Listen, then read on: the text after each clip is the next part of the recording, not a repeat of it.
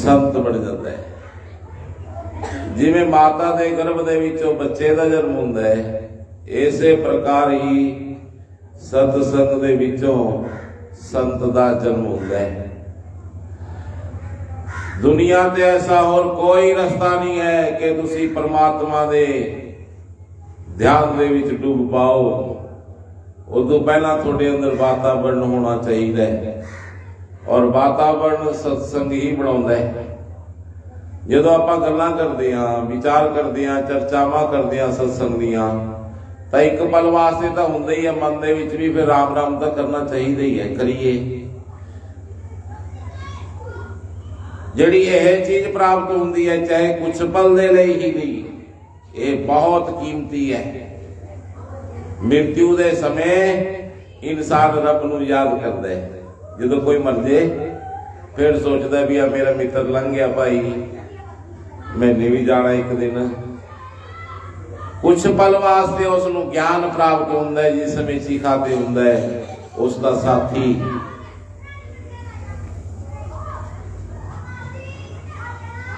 तुसीं देखिआ जे 70 साल की उम्र दे विच पत्नी गुजर जे तां पति 2, 2.5, 3 सालां दे विच गुजर जांदे नाल दी नाल, क्योंकि उसने गल्लां करन दा साथी, उसदे नाल हर पल ठहरिया होया कोई इंसान, उसका संगी अचानक उसके सामने नष्ट हो जाता है। उसके हिरदे च भी आउंदा भी टाइम मेरा भी आ चुकिया। मेरे कहने का अर्थ है कि मृत्यु जिवें आदमी नूं सच्चा बना दिंदी है 2 पलां दे लई, इसे प्रकार सत्संग भी आदमी नूं ऊर्जावान बना दिंदा है। अपने ही लोक दी याद आ जाती है। आदमी नूं पता लगता है मैं नासवान हाँ, मैं सिर्फ कपड़े पहने हुए, मैं कपड़े नहीं हैगा। मैं शरीर पहनिया होया है, मैं शरीर नहीं हैगा। मेरा एक गां होर जन्म है। वो जन्म जिहड़ा होगा अज दा वर्तमान उसनूं प्रभावित करूगा। जे मैं शुभ करूंगा तो वो जन्म सुंदर हो जाऊगा। जे अज नूं मैं सावधानी पूर्वक ना बरत्या तो मेरा कल सुंदर नहीं हो सकता। क्यों बाबा जी? हाँ, कल सुंदर किवें होगा? इस करके श्रेष्ठ और धार्मिक लोग अपने वर्तमान दे विच ध्यान देंदे ने। वो कल दे उपर नहीं छड्डदे गल। कल कदे आया भी नहीं किसे लई, वो अज ही फैसला ले लेंदे ने। उसे समय ही एक संकल्प, अपनी जिंदगी दे जीण दे नियम और एक मर्यादा कायम कर लेंदे ने। यकीन मनियो जिहदे जीण दा ढंग सही नियमां दे विच आउंदा है धर्म दे, ओहदा जीवन सुखाला हो जाता है। जे आपां बेतुके ढंग नाल जीवन नूं जीईए तां इह भार बन जाता है। तनाव, चिंतावां अंदरे पैदा हो जांदियां ने अकारण। तुसीं तां ओह बंदे देखे होणे माताओ जिहड़े लोग किसी कारण करके चिंता च ने। मैंने ऐसे लोग भी देखे ने जिन्हां दे पास सब कुछ है, कोई कमी नहीं, फिर भी वो बेचैन ने। मैं पूछे बेचैन क्यों है? हुण तां कोई कमी नहीं।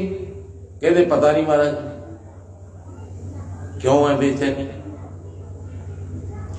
इसका अर्थ है कि जे सब कुछ पल्ले है, अंदरों अपसैट है आदमी, तो वह भी उसनूं सुखड़ा नहीं बना सकता पैसा। जे तुसी प्रश्न पूछो कि पहला धन कमाना जरूरी है या आत्म शुद्धि जरूरी है, तो धर्म सानू यह दसूगा कि पहला आत्म शुद्धि की लोड़ है। धन तो 2 मिनटां च बन जाऊगा। आत्म शुद्धि दे लई 100% और ईमानदारियां नाल प्रयास करके अपने ही जीवन दे वो पहलुआं वल जाना पऊगा जो सोए पे ने, बेहोशी दे विच ने। कुछ चीज़ों का आपां नूं पता ही नहीं लगता भी आपां करदे हां जां ना करदे हां। सब जग सपना नींद का, जागत नहीं है कोय, जागे मैं फिर जागना जागत कहिए सोए। की कहते ने दादू साहब कहते ने कुछ कहते सारे सुपने च सोए पे ने। ये नहीं है कि सो के ही सुपना देखता आदमी, आदमी जागते हुए भी सुपना देख रहे हैं। आदमी ने कुछ होर ही बना रखे अपनी जिंदगी दे विच। जो प्रभु दा रचिया होया है उस तो अलग कोई लकीर खिंचना चाहता है आदमी, जो असंभव गल है। आदमी ने अपनी सृष्टि एक और रच रखी है अपने अंदर, ऐ कर दूंगा, ऐ कर लूंगा, ऐ कर लूंगा, ऐ कर लू, परंतु कर लेगा ता जे ओदी सहमति हुई फिर हो अपने अंदर बना लेंदा भी ऐ हो जाऊगा और उससे कार्रवाइयां पाउंदा है। जो हुंदा नहीं तो फिर वो रुस जांदे रब तो। भी दसो भाई, कोई भी काम करते आदमी उसके लाभ वास्ते करता है, कुछ भी करता है, चाहे जो भी कर रहा है, स्कीमा घड़ता है, हरेक आदमी ब्योतबंदियां बनाता है, परंतु जे ब्योतबंदियां सफल नहीं होंदियां तो रब ते रुस जांदा रब नाल। परंतु ये नहीं देखता भी मेरिया बनाइया हुई ब्योतबंदियां गलतियां जिवें वो चाहता है मैं उस तरह नहीं, मैं एक अलग लकीर दे विच चलण की कोशिश करना। जो चाहता है जिते मैं उस लकीर ते आ गया फिर सारिया गल्लां सिद्ध हो जाणगियां, फिर तुसी मिट्टी उठाओगे वो भी सोना हो जाऊगी। ऐसे करके रविदास कहते ने बहुत जन्म बिछड़े थे माधो ये जन्म तुम्हारे लेखे। बहुत जन्म हो गए पकाई करते हैं और तू पासे सी बिल्कुल बिल्कुल अटैच सी मेरे नाल, परंतु मैं पिठ कर रखी सी तेरे बल। मैं एक बारे भी अपनी अखा घुमा के तेरे बल देखी नहीं हैगा, परंतु जो अंदर अखा घूम गईया, ये अखा जो अंदर घूम गईया तो प्रत्यक्ष दर्शन होए रविदास जी रब दे, क्योंकि है ही मौजूद है।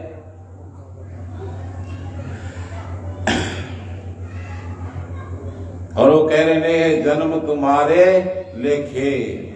लेखे का अर्थ है कि तेरे नाम लिखती मैं है गल, ये पूरा जन्म जे कदम चलणगे तो यात्रा बन जाऊगी। ऐने ईमानदार पग उठाऊंगा, जो भी करूंगा चाहे वो कम कोई होवे, परंतु ऐनी श्रद्धा नाल करूंगा वो पूजा बन जाऊगी, वो भी तेनू अर्पण हो जाऊगा। जे देखूंगा तो चाहे कुछ भी है तो उसदे विच नारायण दे दर्शन होणगे। ये मेरी अखां करनगियां।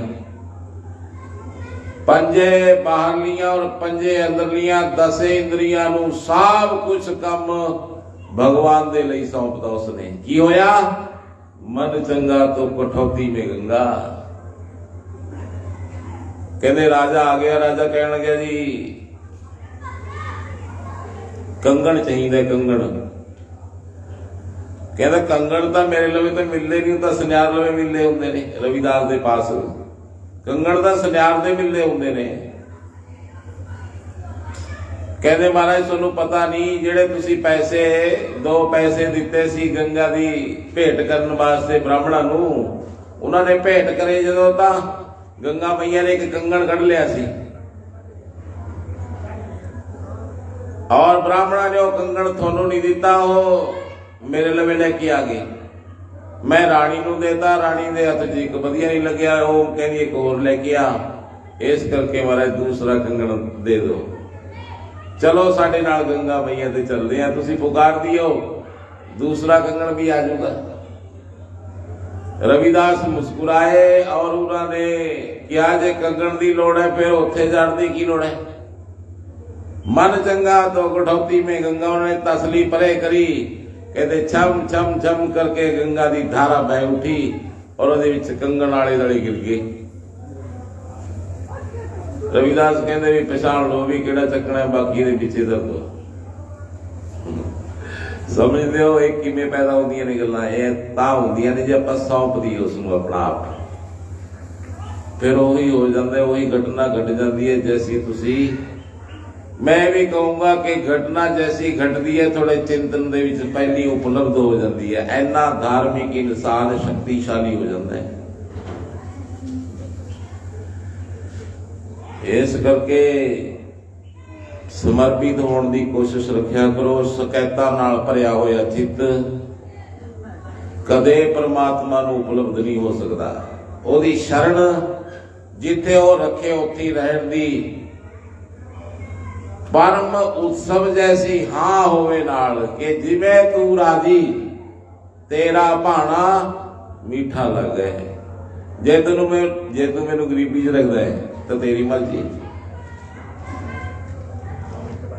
जे तू मैनू किसी भी संघर्ष दे विच लेके जाना है तू नाले है, क्योंकि तू ही ले जा रहे है। जे तू नाल है तो फिर की गम, फिर कोई गम ही नहीं है। इस करके रब नाल राजी रहना सीखो, ओदी सारिया मुश्किलां हल हो जाएंगी जिंदगी दी। मैं तुहानू लिख के दे सकदा। धर्म भी यही कहता है, धर्म कहता है रब नूं अपने नाल राजी करने की कोशिश ना कर, क्योंकि जे कला कला आदमी रब नूं अपने नाल राजी करूगा तो फिर उरे रहने का अर्थ ही खत्म हो जाऊ, क्योंकि गवांढी गवांढी नूं देख के राजी नहीं। जे किते रब प्रगट हो जाए, यार रब कहते भी की चाहिए, कहूगा महाराज जो गवांढी का महल बहुत तगड़ा वो मैनू वधिया नहीं लगता, फलाने आदमी ने मैनू उदों गाल दी थी, जदों मेरा रिश्ता होया फलाने आदमी ने भाटी मारी थी, उसका भी ख्याल रख। ये सब लपेटे जाने चाहिए ने। यकीन मनियो यह जे लोग भी सब लवे आउंदे ने जिन्हां नूं आपदा कोई काम नहीं, सिर्फ दूसरे वास्ते भी वो क्यों नज़ारे लेने बंदा। ऐसे जे लोग भी है धरती ने, देख लो। मेरे कहने का अर्थ यह है कि रब नूं राजी ना करो अपने नाल, रब नाल राजी जिदे हो गए आदमी उहदे सारे मसले आदमी दे हल हो जाएंगे। जिन्ने ग्रंथ ने वो इसे प्रकार नाल लिखे गए ने और वही इको ही उन्हां दा वक्तव्य है कि हथ खड़े करके उसनूं सरेंडर कर दे। जिथे वो रखदा है उत्सव मना, खुशियां मना, वही तेरी पूजा हो जाऊगी। आदमी अज ही दुखी है। मीरा की गल तुसीं जानते हो, मीरा हुई एक राजस्थान की बेटी राजपूतां ते पैदा हुई सी, मीरा माई। मीरा के पिता गुजर गए, शादी तो पहले उसकी माता गुजर गई, भाई है नहीं सी कोई। उसके नाने ने शादी करी और उसका नाना भी गुजर गया, मामा भी नहीं सी कोई, नानी पहली गुजर गई सी कदे। एक साल भर शादी न होया और उसका आदमी गुजर गया। मीरा पूरी सृष्टि दे विच कल्ली रह गई। एडे दुखां दा पहाड़ आ गया। मीरा दी अखां जो फट गई, नाल दी नाल खुल गई अखां, मेरा संसार इदां ही जाऊगा। इहदे विच की अर्थ है?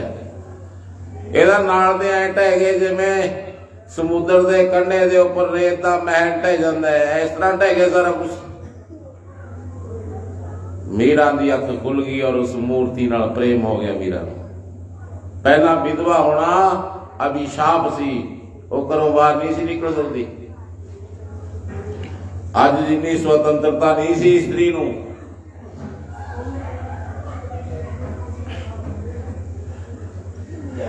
ग्रंथ कहते ने मीरा एक अंधेरे कमरे दे विच 6 महीने तक वो मूर्ति दे नाल गल्लां करदी रही, अपने दुखड़े सुनाउंदी रही। कदों बोलेगा तू मेरे नाल, कदों आऊगा वो टाइम जो तू मेरे नाल गल करेगा। ऐना भी की रुसना। कहते हो मूर्ति दे नाल हजारां प्रकार दे संवाद कली वो करदी रही, पागलों की तरह बावरी हो गई उस मूर्ति दे प्रति। संसार भुल गया उसके लिए। ऐसी भावना जागी कि उस मूर्ति दे विचों संवाद होने लगे, गल्लां बातां होने लगियां।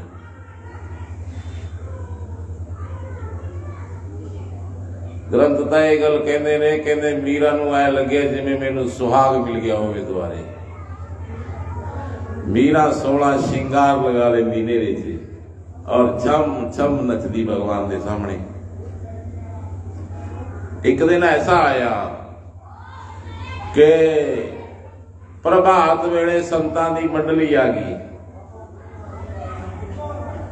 संतां दी मंडली अनेक प्रकार दे भगवान दे रागां दे विच मिठे स्वरां दे विच तैरदे होए शब्द मीरा दे कन्नां राहीं हिरदे दे विच मानो अमृत दीयां बूंदां टपकण लगियां। 6 बजे होए सी सुबह दे। कहंदे मीरा ठहर नहीं पाई अंदर, क्योंकि कोई रब नूं पुकार रहा सी।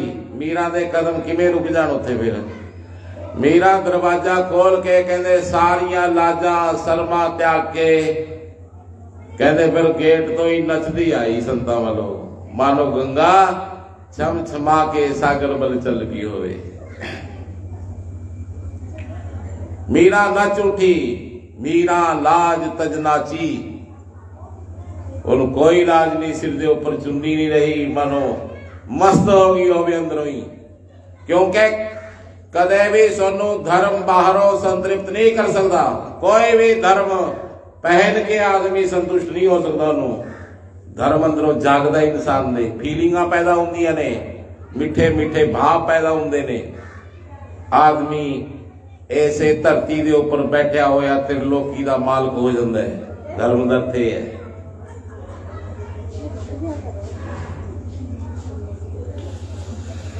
बोल कृष्ण चंद्र भगवान की जय। सो मेरे कहण दा अर्थ है, धर्म दा अर्थ है। मीरा जदों कहते जिवें झरना फुट जाता है किसी पर्वत के विचों और आकाश बल उठता है, इस तरह मीरा उस संतां दे विच नच रही सी। पूरे लोग सी जो जिन्ने लोग आले दुआले दे सब, क्योंकि जिहदा दिल दे उपर बीतदी है जां जो अनुभव करता है उसे नूं उस गल दा पता हुंदा है। दूसरे वास्ते वो गल्लां अंदाजे हुंदे ने। जे थोड़ा सिर दुखदा होवे लवे वाला आदमी अंदाजे लाई जाऊगा, परंतु तुसी अंदाजा नहीं, तुसी अनुभव कर रहे हो उस चीज नूं। अंदाजा लगाउणा एक अलग गल है, अनुभव एक अलग गल है। ये तुसी अनुभव और अंदाजे दे विच बहुत फर्क है। अंदाजे का अर्थ है कि पूरा कमरा अंधेरा है, थोनू अंदाजा लगता है भी उहदे विच चोर बैठे है। थोनू इस तरह का भाई ऐ करो, गल्लां ना मारो, इधर ध्यान दो।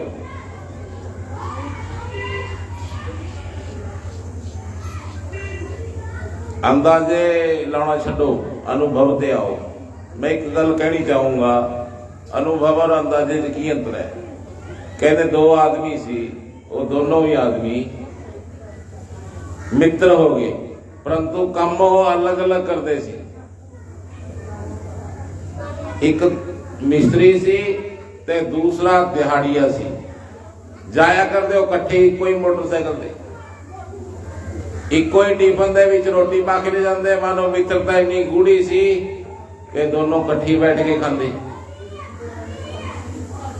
जदों मिस्त्री ने इस तरह 2-3 बारी पलट के हाथ च लई और उसने उसने तेसी मारी, कहते हो इट ते घट और उंगली ते ज्यादा लगी, मतलब अद्धी उंगली कट गई। नाल दी नाल उसने इट घेरी और पूरे जोर नाल हाथ फड़ के अपनी गोडियां च लैके मतलब उस दुख नूं पीण लग्या। डिफेंस भी करदे अंदरों आदमी। जिहड़ा उहदे नाल दा सी कहंदा की गल हो गई, खून टपक रहा, कहंदा गल हो गई। कहंदा वो तो मैनूं पता है भी तेसी लगी, परंतु इस तरह क्या हो गया। कहंदा यार दुख हो रहा है। कहंदा यही पूछना चाहना भी दुख कहना हो रहा है। उसने कहा बहुत। कहंदा यार तू मेरा मित्र है, बहुत अर्थ मैं अंदाजा नहीं ला सकता। घटो घट किलो 2 किलो 10 किलो ऐसा पता लगे कितना। कहते वो मिस्त्री नूं गुस्सा आ गया, उसने इट दे उपरों दी उंगली तरी नाल दी नाल देसी लवी पई थी, उन्हें अद्धी उंगल वड्ढ के परा धरती। उसने कहा इन्ना दुख हो रहा है। जे उसनूं सही अर्थां च समझाउणा सी तां इह सब तो सटीक ਪੁੱਤਰ ਸੀ ਉਸ ਦੇ ਲਈ। ਇਸ ਕਰਕੇ ਜੇ ਧਰਮ ਨੂੰ ਸਹੀ ਸਮਝਣਾ ਹੈ ਤਾਂ ਕਬੀਰ ਤੋਂ ਥੱਲੇ ਧਰਮ ਸਮਝ ਨਹੀਂ ਆਉਂਦਾ। ਕਬੀਰ ਦੀ ਭਾਵ ਦਸ਼ਾ 'ਚ ਜਾਣਾ ਹੀ ਪਊਗਾ। ਉਦੋਂ ਪਹਿਲਾਂ ਸਭ ਅੰਦਾਜ਼ੇ ਨੇ। ਜਿਹੜੀਆਂ ਧਰਮ ਦੀਆਂ ਲੜਾਈਆਂ ਹੋ ਰਹੀਆਂ ਦੁਨੀਆ ਭਰ ਦੀਆਂ, ਇਹ ਅੰਦਾਜ਼ਾਂ ਦੇ ਕਾਰਨ ਹੋ ਰਹੀਆਂ ਨੇ। ਧਰਮ ਤਾਂ ਆਦਮੀ ਨੂੰ ਮਧੁਰ ਬਣਾਉਂਦਾ ਹੈ, ਮਿੱਠਾ ਬਣਾ ਦਿੰਦਾ ਹੈ। ਧਰਮ ਆਦਮੀ ਨੂੰ ਸਭ ਕੁਝ ਪੀ ਜਾਣ ਦੀ ਗੱਲ ਕਰਦਾ ਹੈ। ਸ਼ੰਕਰ ਨੇ ਦੋਏ ਹੱਥਾਂ ਨਾਲ ਇਸ ਤਰ੍ਹਾਂ ਕਰਕੇ ਜ਼ਹਿਰ ਪੀ ਲਿਆ। ਇਸ ਤਰ੍ਹਾਂ ਜ਼ਹਿਰ ਪੀਣ ਦੀ ਗੱਲ ਕਰਦਾ ਹੈ ਧਰਮ। ਧਰਮ ਆਦਮੀ ਨੂੰ ਵਿਰਾਟ ਬਣਾਉਂਦਾ ਹੈ। ਧਰਮ ਆਦਮੀ ਨੂੰ ਪੂਰੀ ਸ੍ਰਿਸ਼ਟੀ ਦੇ ਵਿੱਚ ਨਾਰਾਇਣ ਦੇਖਣ ਦੀ क्षमता ਦਿੰਦਾ ਹੈ। ਧਰਮ ਕੋਈ ਮਿੱਠੀ ਗੋਲੀ ਨਹੀਂ ਹੈਗੀ ਵੀ ਤੁਸੀਂ ਪਾ ਕੇ ਉੱਪਰੋਂ ਔਰ ਧਾਰਮਿਕ ਹੋ ਗਏ। ਧਾਰਮਿਕ ਦਾ ਅਰਥ ਹੈ ਸੰਪੂਰਨ ਹਿਰਦਿਆਂ ਦੀਆਂ ਸੰਭਾਵਨਾਵਾਂ ਦਾ ਸਿਖਰਤਾਮ ਸੰਭਾਵਿਤ ਹੋਣਾ। ਧਰਮ ਦਾ ਅਰਥ ਹੈ। ਸੋ ਆਪਾਂ ਵਿਚਾਰੇ ਇਸ ਗੱਲ ਤੇ ਕਰ ਰਹੇ ਆ ਮੀਰਾ ਤੇ। ਕਹਿੰਦੇ ਮੀਰਾ ਜਦੋਂ ਨੱਚ ਉੱਠੀ, ਉਹਦੀ ਚੁੰਨੀ ਗਿਰ ਗਈ, ਉਸਦੇ ਕੇਸ ਖੁੱਲ ਗਏ ਸੀ, ਉਹ ਬਾਬਰੀ ਹੋ ਗਈ ਸੀ। ਰਾਣਾ ਜਦੋਂ ਬਾਹਰ ਆਇਆ ਭੀੜ ਦੇਖ ਕੇ, ਰਾਣਾ ਨੇ ਬਾਹ ਫੜ ਕੇ ਮੀਰਾ ਨੂੰ, ਉਸਦਾ ਜੋ ਜੇਠ ਸੀ, ਜਿਹੜਾ ਉਸਦਾ ਜੇਠ ਸੀ, ਉਹ ਆਇਆ। ਬਈ ਤੁਸੀਂ ਤਾਂ ਐ ਬਣਾ ਲਿਆ ਜਿਵੇਂ ਪ੍ਰਾਇਮਰੀ ਸਕੂਲ ਹੁੰਦਾ। ਜਿਹੜੀਆਂ ਮਾਤਾਵਾਂ ਜਾਂ ਬੁੱਢੀਆਂ ਇਹ ਜਵਾਕ ਲਈ ਫਿਰਦੀਆਂ ਨੇ, ਬੇਨਤੀ ਹੈ ਵੀ ਭਾਈ ਜਦੋਂ ਜਵਾਕਾਂ ਵਾਸਤੇ ਕੋਈ ਇੰਤਜ਼ਾਮ ਕਰੋ, ਨਹੀਂ ਤੁਸੀਂ ਵਿੱਚ ਆ ਕੇ ਦੂਸਰਿਆਂ ਨੂੰ ਵੀ ਡਿਸਟਰਬ ਕਰੋਗੇ। ਔਰ ਇਹ ਗੱਲ ਠੀਕ ਨਹੀਂ ਹੈਗੀ। ਔਰ ਮੀਰਾ ਦੀ ਗੱਲ ਤਾਂ ਸਾਨੂੰ ਧਿਆਨ ਨਾਲ ਸੁਣਨੀ ਚਾਹੀਦੀ ਹੈ। ਮੈਂ ਕਥਾ ਤੋਂ ਪਹਿਲਾਂ ਇਹ ਗੱਲਾਂ ਤਾਂ ਕਰਦਾ ਕਿਉਂਕਿ ਵਾਤਾਵਰਨ ਬਣੇ ਕਥਾ ਦਾ। ਅੰਦਰ ਤੁਸੀਂ ਸਹਿਜ ਹੋ ਜੋ ਔਰ ਮੇਰੀ ਗੱਲ ਜਿਹੜੀ ਤੁਹਾਨੂੰ ਸਮਝਾਵਾਂ ਉਹ ਸਮਝ ਆਵੇ। ਇਹ ਪਹਿਲਾਂ ਤਾਂ ਕਹਿੰਦੇ ਆਪਾਂ ਕੁਝ ਗੱਲਾਂ। ਜੇ ਤੁਸੀਂ ਇਹਨਾਂ ਤੇ ਧਿਆਨ ਨਹੀਂ ਦਿਓਗੇ ਕਥਾ ਸਮਝ ਨਹੀਂ ਆਉਣੀ। ਬਾਕੀ ਤੁਸੀਂ ਧਰੁਵ ਪ੍ਰਹਿਲਾਦ, ਉਹਨਾਂ ਦੇ ਮਾਂ-ਬਾਪ, ਉਹਨਾਂ ਦੇ ਦਾਦੇ ਪੜਦਾਦੇ ਸਭ ਟੈਲੀਵਿਜ਼ਨ ਦੇਖੀ ਫਿਰਦੇ ਹੋ। ਤੁਹਾਨੂੰ ਪਤਾ ਵੀ ਕਿਹੜਾ ਕਿਹੜਾ ਤਾਜ ਰੱਖਦਾ ਸੀ, ਕਿਹੜੇ ਗਦਾ ਸੀ, ਕਿਹੜਾ ਤਿਰਸੂਲ ਸੀ। ਔਰ ਇਹ ਜਿਹੜਾ ਟੈਲੀਵਿਜ਼ਨ ਨੇ ਸਮਝਾ ਰੱਖਿਆ ਇਹ ਗ੍ਰੰਥਾਂ ਅਨੁਸਾਰ ਨਹੀਂ ਹੈਗਾ।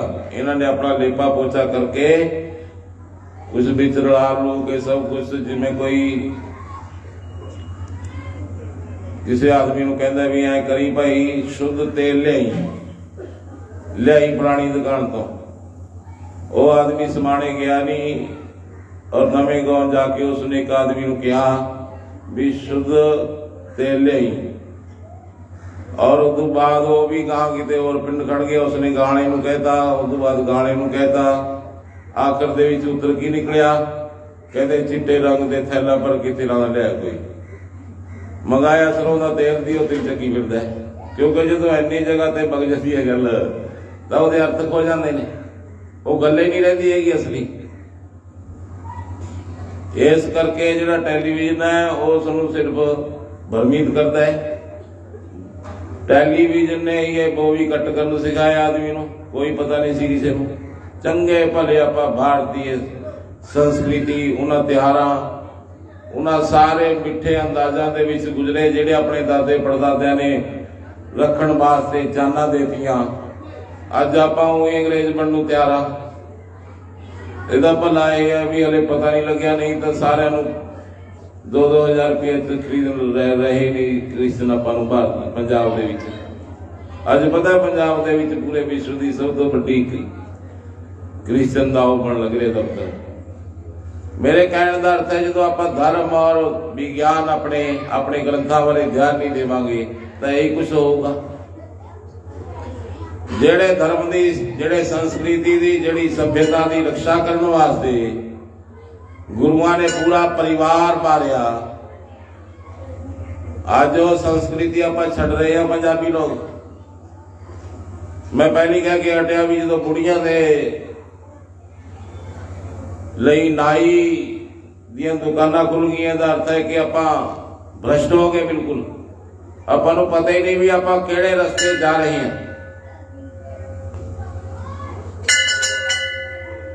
ਸੁੰਦਰ ਹੋਣਾ ਇਹ ਅਰਥ ਨਹੀਂ ਹੈਗਾ ਕਿ ਆਪਾਂ ਆਪਣੀ ਲੱਜਾ ਤਿਆਗ ਦਈਏ।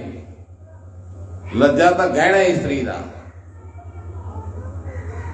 ਸਾਦਗੀ ਔਰ ਭਾਰਤੀ ਪਹਿਰਾਵੇ ਦੇ ਵਿੱਚ ਵੀ ਸੁੰਦਰਤਮ दिखिया जा सकता है। ये आपां नूं पता होना चाहिए। भिखमंगे लोग ही कपड़े अद्धे पचद्दे पाया करते पहला। अज आदमी घरे गड्डियां कढ़ाई फिरदा है, परंतु जवाकां दे अद्धे पचद्दे कपड़े पा के उन्होंने इन्ने लोकां च भेज दिंदे। किड्डी शर्म दी गल है। चौथी आई आपां गल बिगाड़दे नहीं, क्योंकि गां बजूगी फिर। भगवान दी ऐसी कृपा हो गई, राणा जिहड़ा उसदा हो सी, जो तुसीं विच बोलदे हो ना तां गल होरे बग जांदी है किते नहीं। इस गल नूं मैं बहुत प्रेम नाल कहना चाहुंदा कि तुहानूं पता लगे भी एडे दुखां दे पहाड़ां दे बीच भी मीरा जिवें कोई पक्षी उड़ जांदा ना, उन्हां नूं पार करके अपने लक्ष्य तक पहुंच गई सी। सो भागवत महापुराण जी का लेख है। पता की गल है, कोई उरे आउंदे रहणगे, क्योंकि आपां सत्संग च बैठे हां। तुसीं किसे बल ना देखो, मेरे बल ध्यान दिओ। और मैं तुहानूं एक गल कहना, 5000 तो उपर बद दा सूट कोई नहीं पा के आउंदी माता उरे। कि तुसीं सोचो भी किते कोई महंगा सूट पा के आ जाए, आपां देखण करी रह जाइए, इहो जिहा कुछ नहीं हैगा। और जे इहो जिहा होगा भी तां जांदे जांदे देख लीजिए। और जिहड़ी पुछ गिछ हुंदी है ना सूटां वास्ते मातावां दी, ये पुछ गिछ इस करके नहीं हुंदी, उन्होंने लैना हुंदा है। उन्होंने लै के आउंदा, ट्रंक च धर के आउंदा। इन्हां नूं ये शक हुंदी है कि मेरे तो पैसे ज्यादा तो नहीं ले लए उन्हें, जिहदे नाल मैं 3 घंटे मगज भगाई करके सारा 2 घंटे जदोजहद तो बाद में आखिर दे विच गया, भाई मैं तो चलदी हां। उसने कहा भाई माई लै जा उठदा। फिर जिहड़ा मैं लैके आई हां, किते इसने उदों अद्धा घंटा वध ला के मतलब सूट किते 50 रुपये सस्ते तो नहीं करवा लिया। बस यही जानकारियां लैण दे मारे आपां एक दूसरे दे सूट देखते फिरी जाने, और कुछ गल नहीं हैगी। सो मेरे कहण दा अर्थ है, मीरा सी जो, मैं उस भाव दे विच सी, मीरा दे भाव दे विच जदों कथा हुंदी है तो उसका आनंद अलग हुंदा है। कहते मीरा दी बांह फड़ के राणा ने कहा, जाता जे तै इसे तरह दी शर्म भरी हरकतां करनियां ने, फिर तां तू उरों चली जाए बाबियां नाले, नहीं तां फिर उस कमरे दे विच वापस भग जा। जदों इन्हां कहा, कहंदे मीरा दा हिरदे निर्भय हो गया सी, उस नूं अविनाशी मिल गए सी परमात्मा। ਉਹਦਾ ਹਿਰਦੇ ਮਾਨੋ ਜਿਵੇਂ ਸਿੰਘ ਜਾਗ ਜਾਂਦਾ, ਇਸ ਤਰ੍ਹਾਂ ਦੀ ਨਿਰਭੈਤਾ ਸੀ ਉਸ ਦੇ ਵਿੱਚ। ਗਈ ਉਹ ਆਪਣੇ ਕਮਰੇ ਦੇ ਵਿੱਚ, ਪਰੰਤੂ ਉੱਥੇ ਭਗਵਾਨ ਦੀ ਮੂਰਤੀ ਸੀ। ਅੱਜ ਦੁਆਰਕਾ ਦੇ ਵਿੱਚ ਪਈ ਹੈ, ਜੇ ਦੇਖਣੀ ਹੋਵੇ ਤਾਂ ਜਾ ਸਕਦੇ ਹੋ। ਉਸ ਮੂਰਤੀ ਨੂੰ ਬੁੱਕਲ ਦੇ ਵਿੱਚ ਲੈ ਕੇ ਕਹਿੰਦੇ ਮੀਰਾ ਫਿਰ ਉੱਥੋਂ ਚੱਲ ਪਈ ਰਾਜਸਥਾਨ ਦੇ ਵਿੱਚੋਂ। ਕਿੱਥੇ ਪਹੁੰਚੀ? यूपी ਦੇ ਵਿੱਚ।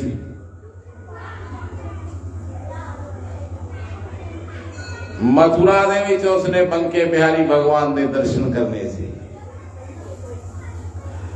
मीरा ने जदों मंदिर दे विच प्रवेश करना चाहया तो उसनूं रोकिया गया। कहंदे इत्थे मठाधीश जो रहिंदे ने वो स्त्री दे दर्शन नहीं करते, इस करके स्त्री दा जाना इत्थे वर्जित है। जदों मीरा ने इन्ना सुनिया भी अच्छा उरे कोई होर मर्द भी रहिंदा है, मैंने तो सुना मेरे परमात्मा मेरे ईश्वर जगतपति ने जो वही कल्ले पुरुष ने, बाकी सारी सृष्टि स्त्री है कि कोई पुरुष ने धरती दे वो परमात्मा। मैंने तो सुनिया एक ही पुरुष है, कोई होर भी बैठा है। जे कोई होर पुरुष अपने आप को मनदा है और बैठे हो रहे तो फिर मैं इस मंदिर में प्रवेश नहीं करना चाहूंगी, क्योंकि मेरा तो पुरुष इको ही है, मेरे स्वामी तो इको ही ने। ऐना कह के मीरा उथों चल भी पहुंची किते? काशी दे विच। उथे रविदास झोपड़ी दे विच बैठे बैठे रात को उसने टाइम दिता रब नूं। रामानंद ब्राह्मण दे चेले सी, दसदे ने ग्रंथ, कहंदे उन्होंने रातां नूं जाग जाके परमात्मा नूं प्रगट कर लिया अपने हिरदे च। मिसाल दे समान जगे सी काशी दे विच। कबीर और रविदास मानो दोनों ही उस समय समकालीन सी, मानो इक्के समय दे विच सी। ग्रंथ ये गल कहते ने, कहते मीरा जिवें सागर दी शरण दे विच गंगा मैया वग जाती है, इसे तरह मीरा रविदास दी शरण दे विच पहुंच गई। मीरा नूं दूरों ही देख के रविदास ने कहा, ओ भाई मैं तेरे कदों दा ढीकदा सी। मीरा चरणां दे विच गिर के भुब्बा मार के रोण लगी, जिवें उसनूं उसदा पिता मिल गया होवे असली। कहते रविदास ने सिर ते हाथ रखिया, मानो उसनूं शांत कर दिता और उसनूं कहा, हरे कृष्णा कृष्णा कृष्णा हरे हरे। तेरे वास्ते यही महामंत्र है। मीरा लैके गुरुआं तो मंत्र कहते लैके उस मूर्ति नूं जप्पी दे विच द्वारका दे विच भगवान दे स्थान दे उपर पहुंच गई। मैं एक गल जरूर दसूंगा, जो परमात्मा दा भगत हो जाता है, जां रब नाल संपर्क च आ जाता है, जो ओह निर्भय भी हो जाता है और सुरक्षित भी हो जाता है। तुसी देखो गुरु नानक देव ने 4 उदासियां करियां। 4 उदासियां का मतलब की है, मानो चारे दिशावां तक उथे तक गए जिथे तक आदमी पैदल जा सकता है। कितना टाइम लग्या? लगभग 40 साल। 40 सालों दे विच उन्होंने चारे दिशावां दे चक्कर लगाए। और की कह रहे सी वो कह रहे सी कि मैं जानता रब नूं, मैं जानता कि वह बहुत नजदीक है और थोड़े जे प्रयासा नाल उसका आभास हो जाता है। वो समझा रहे सी आदमी नूं के दूर नहीं है, बिल्कुल पास है। ये थोड़े जे इंतजाम करने नाल आदमी दे शरीर दे विच अनुभव हो जाता है। परंतु कि वो कल्ले सी कहण वाले बहुत लोग थे, बहुत जफे पे होने, बहुत जगह ते उसनूं क्या हो भाचा उरे नहीं तेरी लोड़। मैंने एक कहानी सुनी है, कहते गुरु नानक देव बाला और मर्दाना नूं दोनां नूं लेके सऊदी अरब दे एक पिंड दे विच पहुंच गए। पिंड दे विच 2 दिन बैठे रहे, उन्हां नूं किसी ने भोजन पानी का कुछ नहीं दिता। 2 दिनों तो बाद तीसरे दिन सवेरे 10 बजे एक छोटा जा बच्चा चिट्टे रंग की टोपी पहनी हुई, ਉਹਦੇ हथ दे विच छन्ना दुध का भरिया होया लैके गुरु नानक देव जी के सामने खड़ा हो गया। छन्ना फुल्लो फुल भरिया होया। गुरु नानक देव जी मुस्कुराए, उसकी टोपी के उपर हथ फेरिया। एक झाड़ी सी, उस तो एक चिट्टा फुल तोड़ के उन्होंने छन्ने दे विच पा दिता और कहते जा भग जा। मर्दाना कहन लगे महाराज कोई दूध लेके आया सी, पी लांदे। कहते दूध नहीं लेके आया सी, स्नेहा लेके आया सी। स्नेहा कादा? कहते जिवें छन्ना फुल्लो फुल भरिया पे दे विच कोई जगह नहीं है, होर वास्ते कोई जगह नहीं। साडा पहली तेरे वर्गे बंदे नाल भरिया पिया है, तेरे वास्ते कोई जगह नहीं है। मर्दाना कहे तुसी की किया फिर? कहता मैं सुनिया दिता वे तो फुल वांगू तैर जाएंगे, सानू जगह की कितने लोड़ है, असी चन्ने थोड़ी कढ़ने ने। अज तक जिवें निर्मल गंगा अपने सरूर दे विच लंघदी है, इस तरह लंघ जाएंगे। मेरे कहण दा अर्थ यह है कि जो रब नाल हुंदा है फिर काहदा पै की गल, समझ गए गल। और दूसरी गल यह है कि जो फुल खिलदा है, जदों फुल खिलदा है तो उत्थे भंवरे आटोमैटिकली कई किलोमीटर तो चल के आ जाते हैं। ये संसार दे विच ये नहीं है कि कोई प्रकार के लोग ने, कोई 1% दे खड़े, कोई 2% दे, कोई 10% दे, कोई 12% दे, कोई 15% दे, कोई 50% दे खड़े है। अपने अपने पूर्व जन्मां नाल संबंधित है ना, ज्ञान भी, भक्ति भी, श्रद्धा भी। दूसरे पर ना देखा करो, अपने चेतना नूं देखा करो, मैं किन्ने जन्मां तो कर रहे हैं सब।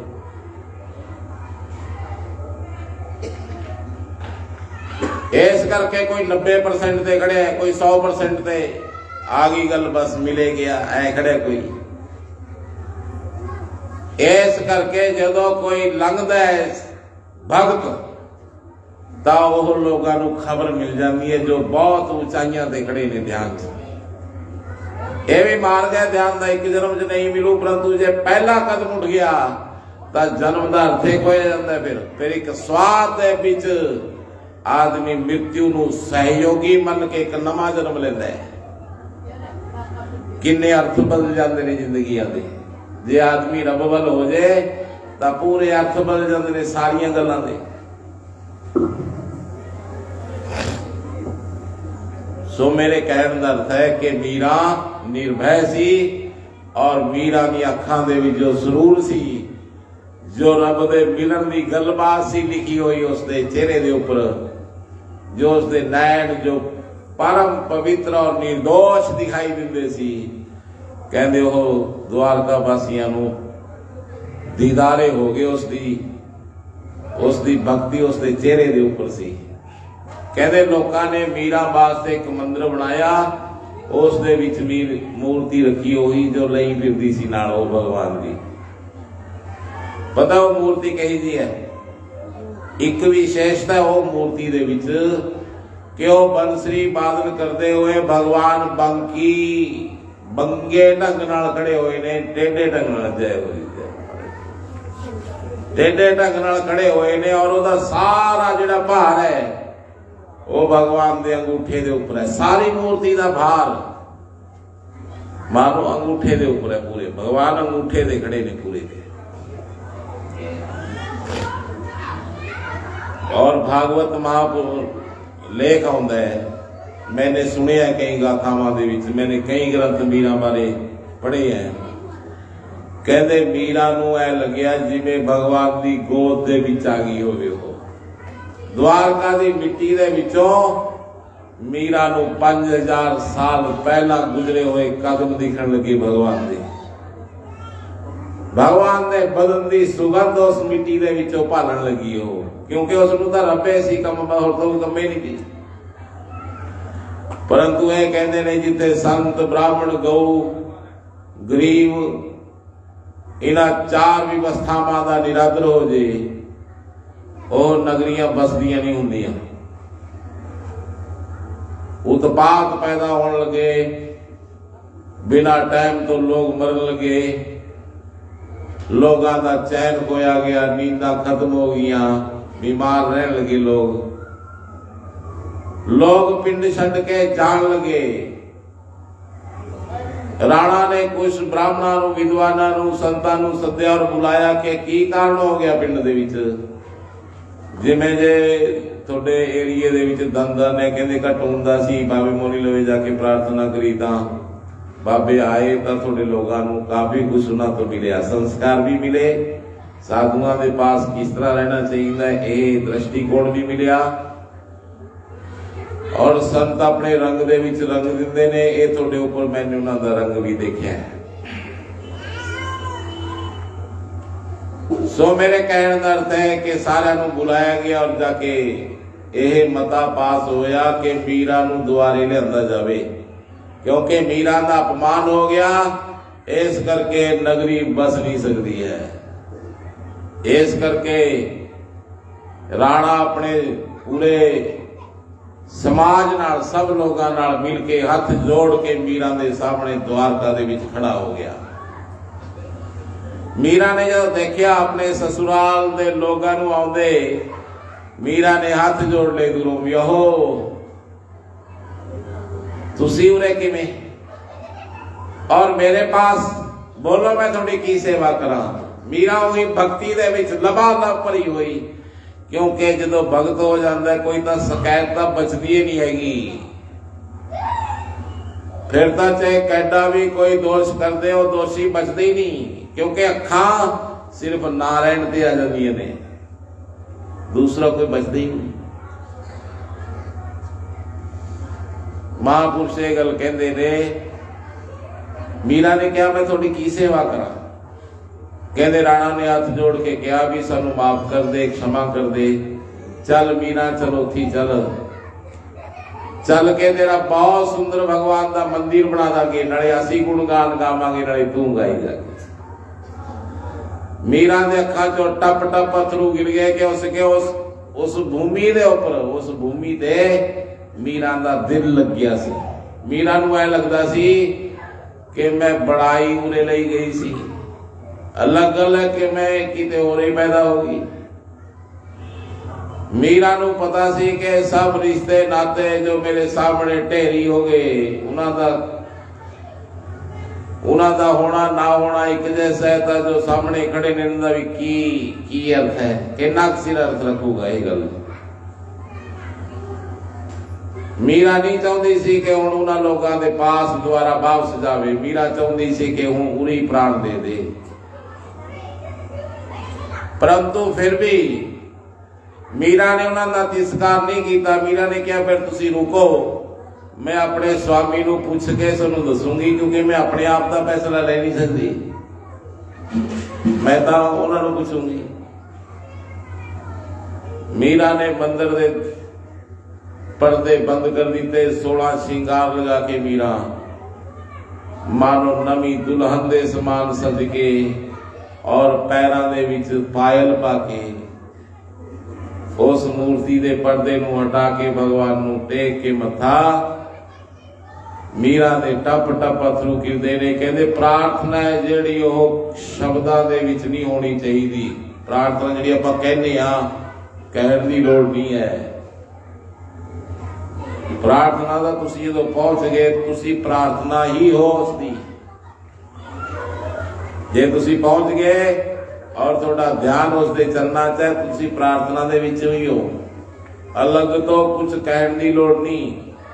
और माइया ने डायलॉग याद कर रखे ने 20-25, चाहे किते भी जानो वही कहणगियां, दुध दई पुत दई घर दे विच सुख शांति दई। एक पूरा हनुमान चालीसा है जो याद है हरेक दे।